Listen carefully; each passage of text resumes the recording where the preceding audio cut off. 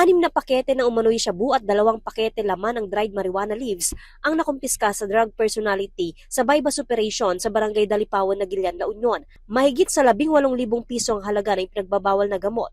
Residente rin sa bayan ang suspect na nagtatrabaho bilang chicken breeder. Huli rin ang isang drug personality sa Barangay Villa Rosario, La Union. Residente ng Dasmariñas, Cavite ang suspect at dumayo sa lugar para magbenta ng pinagbabawal na gamot. 6 na pakete ng umano'y shabu at 1 pakete ng dried marijuana leaves ang nakumpiska sa sospek. Mahigit sa 20,000 pesos ang halaga ng ilegal na droga. Sa bayan naman ng Bawang, 2 mekaniko ang naaresto dahil sa pagbebenta ng ilegal na droga. Ang isa sa mga sospek, residente sa La Trinidad, Benguet, habang isa naman, lokal sa bayan ng Bawang. Isinagawa ang drug bypass operation sa Barangay Nagribkan.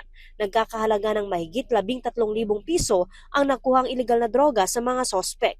Mas paiigtingan naman umano ng La Union Police Provincial Office ang kanilang operasyon kontra ilegal na droga habang papalapit ang Pasko.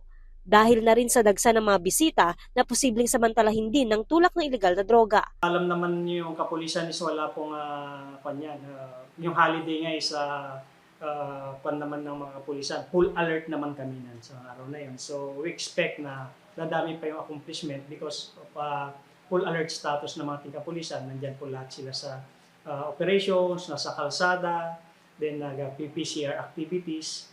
So we expect na mas madadami pa yung mahuhuli natin kung mayroong mga gagawa ng masama.